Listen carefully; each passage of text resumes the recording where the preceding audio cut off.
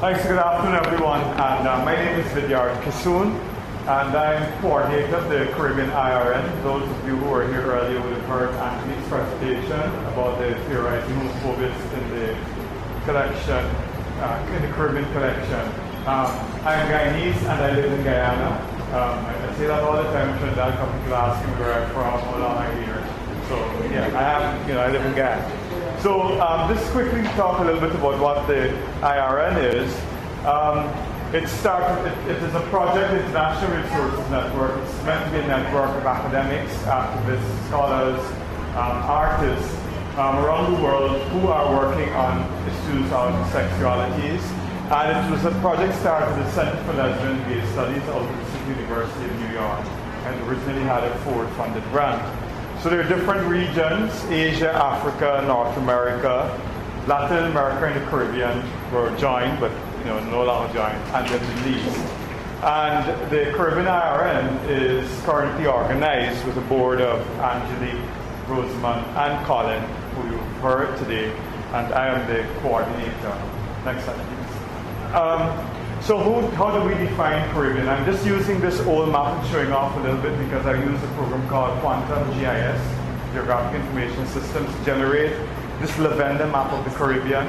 I use it in another project. So the definition that the Caribbean IRN uses extends from Bermuda, Suriname, Guyana, Belize, includes the Dutch, the French, and Spanish-speaking Caribbean, and includes the DOMs as well as the British Overseas Territories.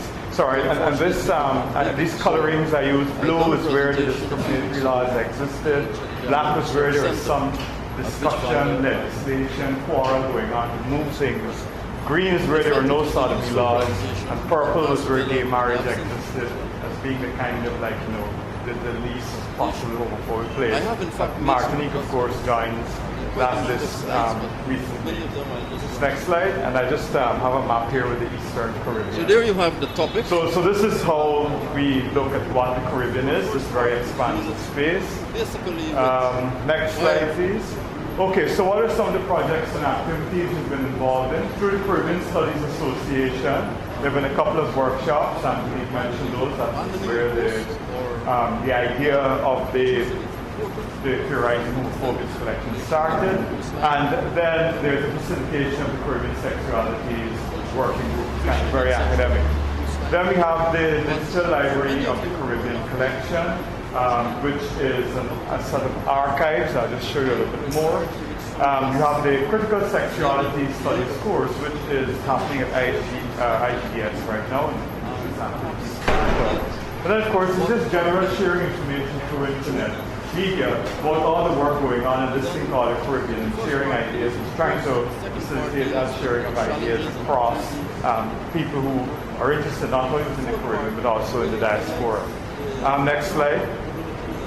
So this is where our archive is, and we use this archive space for several things, both digital materials for content which wouldn't necessarily have an internet home, but which might be valuable. So there are things ranging from audio files, internet clippings, documents, reports, photographs, all sorts of things, bits of video, so that people have this which help to construct the kind of history which exists of the work in the Caribbean. And that's the address, dlop.com/ICIRN. Next slide, please. One of our collections is a collection of the archives of the gay freedom movement in Jamaica, which was active in Jamaica between in the 1970s up to 1984. Larry Cham was the coordinator of that movement, and then he left to the US and gained asylum. But Larry has done a lot of work, and it's interesting, watching those boxes of paper, the days before computers, the days before internet and so on. Everything was tied cyclo-style. And if you look at this, this is the constitution of the gay freedom movement, which was designed around '86. So we have some of the papers that got left back in the J Flag office on this archive, to give an idea of the kind of work that was going on in Jamaica at the time. Next slide.